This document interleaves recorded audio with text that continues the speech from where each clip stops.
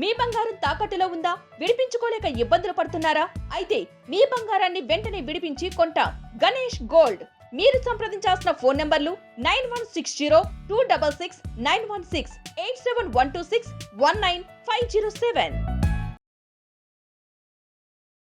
Hello viewers, welcome to BRK health. నేను మీ ఫాతిమా. ఈరోజు మనతో పాటు అయితే ఉన్నారు. సో చిన్న పిల్లలకి సంబంధించి చాలా ప్రాబ్లమ్స్ ఫేస్ చేస్తూ ఉంటారు పిల్లలు. తల్లిదండ్రులు చాలా ఇబ్బంది పడుతుంటారు.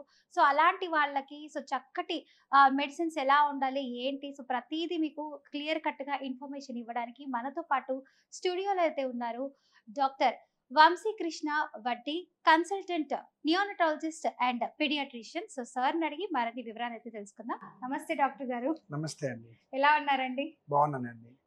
ఇప్పుడు వర్షాకాలం వల్ల చాలా మంది పసిపిల్లలు జ్వరాలు వచ్చేస్తున్నాయి, అవును. డయేరియా అని రకరకాల విపరీతమైన వ్యాధులన్నీ వచ్చేస్తున్నాయి పిల్లలకి. ఎందుకు వస్తాయి సార్ అసలు? నార్మల్గా వర్షాకాలంలో ఉన్నప్పుడు ఇన్ఫెక్షన్స్ అనేది ఎక్కువ రావడం జరుగుతూ ఉంటుంది. ఏ రకాల ఇన్ఫెక్షన్ వస్తాయి? ఒకటి శ్వాసకు సంబంధించిన problems, like breathing problems, cold cough కానీ నిమోనియాలు కానీ వస్తాయి. ఇవి ఎందుకు వస్తాయంటే వర్షాలు ఉన్నప్పుడు ఎక్కువ మంది ఇంట్లో ఉండడము, గుంపుగా ఉండడము, మౌల్స్ అంటారు, చెద అవన్నీ ఎక్కువ ఉండడం వల్ల ఇంట్లో ఉన్నది ఎక్స్పోజ్ అవ్వడం వల్ల రావడానికి ఛాన్స్ ఎక్కువ ఉంటుంది. హ్యూమిడిటీ కూడా ఎక్కువ ఉంటుంది. హ్యూమిడిటీ ఉన్నప్పుడు కూడా ఇన్ఫెక్షన్స్ ఎక్కువ రావడానికి ఛాన్సెస్ ఉంటుంది. ఇది శ్వాసకు సంబంధించింది. డయేరియా అని మీరు అన్నారు, విరోచనాలు అంటారు. ఎక్కువ వాటర్ కంటామినేట్ అవడం వల్ల, ఎక్కువ బయట ఫుడ్ అది తినడం వల్ల, అది వాటర్ తో కంటామినేట్ అవడం వల్ల లూజ్ మోషన్స్ అవి అవడానికి ఛాన్స్ ఎక్కువ ఉంటుంది. పిల్లలకి ఇలాంటివి ఎక్కువ జరుగుతుంటాయి.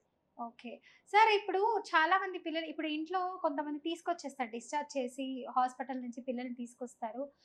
దోమ కుట్టడం వల్ల కూడా వాళ్ళకి జ్వరం అన్నది 10 రోజులు 1 మంత్ కూడా ఉంటుంది సార్. అసలు అన్ని రోజులు ఉండొచ్చా జ్వరము?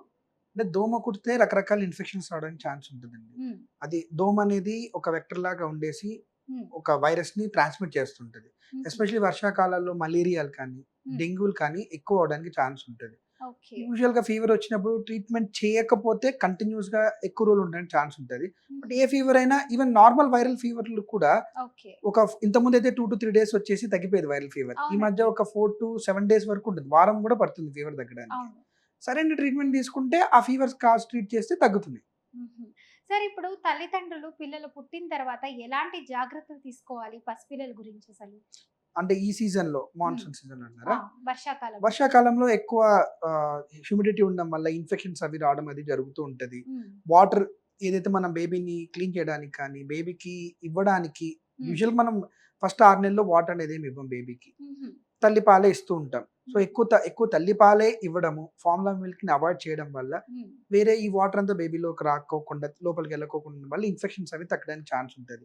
ఎక్కువ గుంపుగా ఎక్కువ మంది క్రౌడింగ్ చేసి రూమ్ లో ఉండడము, ఒకరి ఇన్ఫెక్షన్స్ ని ఒకరు స్ప్రెడ్ అవ్వకోకుండా ఉండడానికి సరైన ప్రొటెక్టివ్ మెకానిజమ్స్, లైక్ ఎవరికైనా జలుబు దగ్గుంది అనుకోండి, వాళ్ళు బేబీ దగ్గరికి వచ్చి రాకోకుండా ఒకళ్ళు రావాల్సిన అవసరం ఉంటే మాస్క్ వేసుకోవడము, శానిటైజ్ చేసుకోవడము, ఇవన్నీ చూసుకుంటే హెల్తీగా బేబీని ఉంచుకుంటే, నీట్ గా రూమ్ లో ఉంచుకోవడం, ఎక్కువ డస్ట్ అది లేకోకుండా చదువు లేకుండా ఉంటే బేబీకి ఇన్ఫెక్షన్స్ రావడం తగ్గుతూ ఉంటుంది.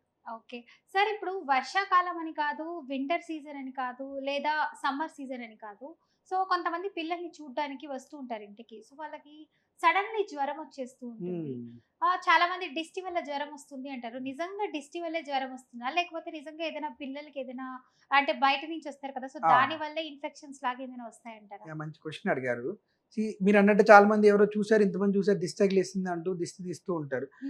ప్రాబ్లం ఏంటంటే, ఇప్పుడు మనం ఉన్నామండి, మన చిన్నప్పటి నుంచి ఎంతో ఇన్ఫెక్షన్స్ ని మనం చూసాం.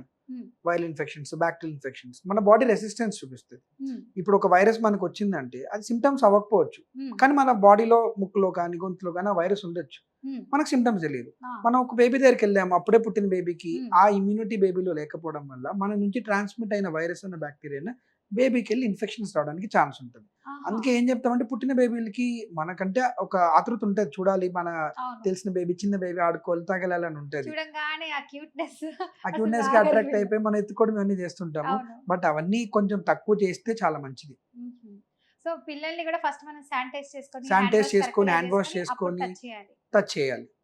Without sanitisation, without hand wash అయితే టచ్ చేయకూడదండి. బయట నుంచి వచ్చినప్పుడు ఎవరైనా, ఈవెన్ ఫాదర్ అయినా, వాళ్ళ గ్రాండ్ మదర్స్ అయినా, మదర్ కూడా బయటకు వెళ్ళి వచ్చినప్పుడు హ్యాండ్ వాష్ చేసుకొని బేబీని టచ్ చేస్తే మంచిది. ఓకే.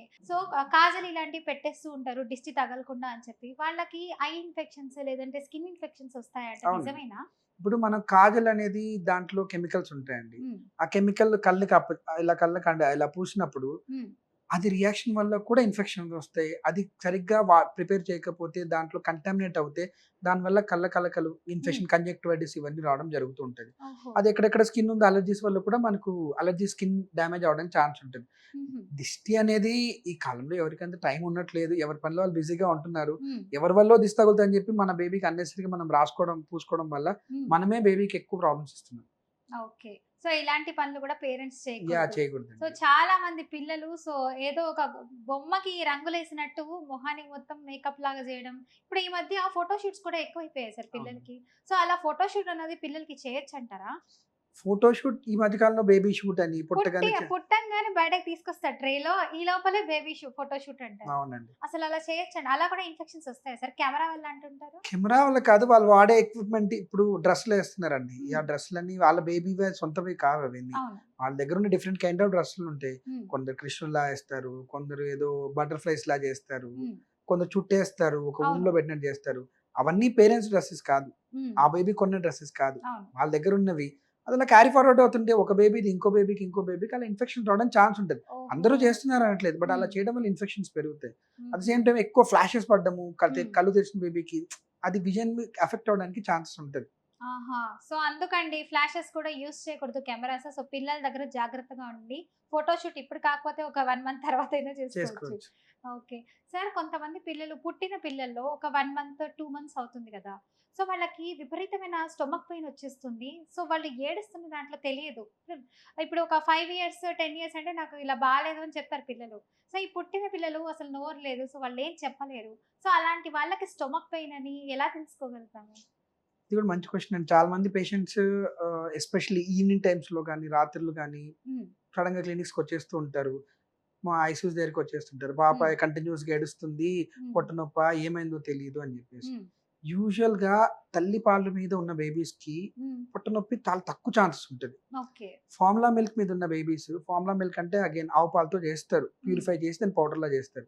వాళ్ళలో ఒక ప్రోటీన్ ఉంటదండి, కెసిన్ అనే ప్రోటీన్. అది అరుగుతున్నప్పుడు ఒక టైప్ ఆఫ్ పెయిన్ రావడానికి ఛాన్స్ ఉంటుంది, కొలిక్ పెయిన్ అంటారు అది. సో అది వచ్చి తగ్గిపోతూ ఉంటది. సో ఎప్పుడు మనం కంగారు పడకూడదు, మనకు ప్రాబ్లం లేదు అంటే పొట్ట మెత్తగానే ఉంటది, మనకేమి వామిటింగ్స్ అవ్వట్లేదు. వామిటింగ్స్ అయినా కూడా చిన్న చిన్న వామిటింగ్స్ ఏం కాదు, but green colour vomitings, dark yellow colour vomitings అవ్వట్లేదు, పొట్ట మెత్తగానే ఉంది, బేబీ ఫీడింగ్ అది బాగానే తీసుకుంటుంది, మోషన్ బాగానే అవుతుంది అంటే యూజువల్ గా పొట్ట రిలేటెడ్ ప్రాబ్లం కాదు. బట్ ఎందుకు ఏడుస్తుంది అంటే చాలా కారణాలు ఉండొచ్చు. వాళ్ళకి చలి పెట్టినా ఏడుస్తారు, పాపం చెప్పలేరు. వాళ్ళకి ఆకలేసినా ఏడుస్తారు. ఒక్కోసారి జలుబు వల్ల ముక్కు బ్లాక్ అయినప్పుడు వాడి నోటి ద్వారా తీసుకోలేనప్పుడు ఆ గాలందక ఏడుస్తారు. ఒకసారి ముక్కు బ్లాక్ అయినప్పుడు చెవికి కూడా బ్లాక్ అవుతుంది, అప్పుడు చెవి నొప్పిలా ఉంటది, దాని వల్ల కూడా ఏడుస్తారు. సో ఇలా కూడా జరుగుతుంది. సో వెంటనే డాక్టర్ మీలాంటి వాళ్ళ దగ్గరికి వచ్చేస్తే సో వాళ్ళకి ట్రీట్మెంట్. చాలా వరకు ఈ కడుపులో ఏ ప్రాబ్లం ఉండదు, మిగతా ప్రాబ్లమ్స్ ఎక్కువ ఉంటాయి. బట్ మన కంట్రోల్ లేకుండా బేబీ కంట్రోల్ చేయలేనంత ఏడుస్తుందంటే డెఫినెట్ గా పీడియాట్రిషియన్ కి చూపించడం అనేది బెస్ట్. ఓకే సార్, సడన్లీ పిల్లలకి మోషన్స్ ఎక్కువ అయిపోతూ ఉంటాయి, రేరీ సీజన్ కావచ్చు, నార్మల్ గా కూడా సమ్మర్ సీజన్ లో కూడా. సో అప్పుడు ఏంటి సార్ అసలు ఎందుకు వస్తుంది ఇలాంటివన్నీ పిల్లలకి? ఎక్కువ శాతం అసలు ఫస్ట్ అది లూజ్ మోషన్సా కాదా అని చూడాలండి. డయేరియా అంటారు, విరోచనాలు తెలుగులో. ఎప్పుడైనా ఎక్కువ సార్లు అవ్వడము, నార్మల్ గా గట్టిగా ఏది సడన్ గా నీళ్ళగా అవడము, అలా అవుతేనే విరోచనాలు. అలా కాదు ఒకసారి వెళ్ళే బేబీ ఒక 3 times బాగానే వెళ్ళింది, నార్మల్ గానే వెళ్ళింది అంటే అది విరోచనాలు కాదు. సో విరోచనాలు ఎందుకు వస్తాయి? ఒకటి అరగకపోవడం వల్ల, ఎక్కువ ఫుడ్ ఎక్కువ పెట్టడం వల్ల, ఇలా ఏదైనా పెట్టి బేబీకి అది సూట్ అవ్వకపోవడం వల్ల రావచ్చు. ఇంకోటి ఇన్ఫెక్షన్స్ వల్ల రావచ్చు. మూడోది ఒకవేళ మనం పెడుతున్న ఫుడ్, ఆ సబ్స్టెన్స్ ఏదైతే ఉందో దాంట్లో ఫుడ్ లో ఉన్న సబ్స్టెన్స్ అది బేబీకి సరిగ్గా పడకపోవడం వల్ల కూడా రావచ్చు. But majority of the chances లో ఏదైనా ఎక్కువ సార్లు అవుతుందంటే అది ఇన్ఫెక్షన్ ఉండొచ్చు బేబీకి. వైరల్ ఇన్ఫెక్షన్స్ ఎక్కువ ఉంటాయి. సార్ ఇప్పుడు కరోనా సిచ్యువేషన్ లో చూస్తే చాలా మంది పిల్లలు కూడా చనిపోయారు సార్ అసలు. సో అలా చనిపోవడానికి కారణం ఏంటి సార్? ఎందుకంటే పిల్లలు పుట్టగానే చాలా జాగ్రత్తలు తీసుకుంటారు తల్లిదండ్రులు, వ్యాక్సిన్స్ వేయించడం ఇలాంటివన్నీ చేస్తూ ఉంటారు. సో పుట్టిన 3rd డేనే చనిపోతుంటారు. ఒకసారి పుట్టిన తర్వాత ఒక 1 hour or 3 hours బాగానే ఉంటారు, తర్వాత బేబీ చనిపోయింది అంటుంటారు. సో వీటికి కారణాలు ఏంటి సార్? అంటే ఇప్పుడు నార్మల్ గా అయితే బేబీస్ కి పుట్టినప్పుడు ఎక్కడ పుట్టింది బేబీ, ఎంత ప్రాపర్ గా డెలివరీ చేశారు, పుట్టగానే బేబీ ఏడ్చిందా లేదా, ఏ టైంలో పుట్టింది, ప్రీమెచ్యూర్గా పుట్టిందా బేబీ, నెల నిండాక పుట్టిందా బేబీ, పుట్టినప్పుడు ఉమ్ము నీరులో ఒక్కోసారి మోషన్ వెళ్ళిపోద్ది, మెకోనిమ్ స్టెయిన్ లైకర్ అంటారు అది, అలా ఉండి అది శ్వాసలోకి వెళ్ళిపోయి అది ఇబ్బంది పడి అయిందా, ఇలా రకరకాల కారణాలు ఉంటాయి ఎందుకు బేబీ సడన్ గా, లేదంటే బేబీ లోపల ఏమైనా హార్ట్ ప్రాబ్లం కానీ బ్రెయిన్ ప్రాబ్లం కానీ అలా ఏమైనా లంగ్స్ ప్రాబ్లం కానీ మేజర్గా ఏదైనా ఉందా, దానివల్ల ఉండొచ్చు. మీరు అన్నట్టు కరోనా టైంలో బేబీస్ యాక్చువల్గా పుట్టిన బేబీస్ అయితే చాలా తక్కువ అండి, ఎవరికి అంతగా సీరియస్ అయినది చాలా తక్కువ. అది ఫస్ట్ లో భయపడ్డారు కానీ కరోనా వచ్చినప్పుడు, బట్ ఒక 2-3 ఇయర్స్ స్టాటిస్టిక్స్ అన్ని చూసుకుంటే ఏ పుట్టిన బేబీలో సీరియస్ అవ్వడం చాలా చాలా తక్కువ మందిలో ఉంది.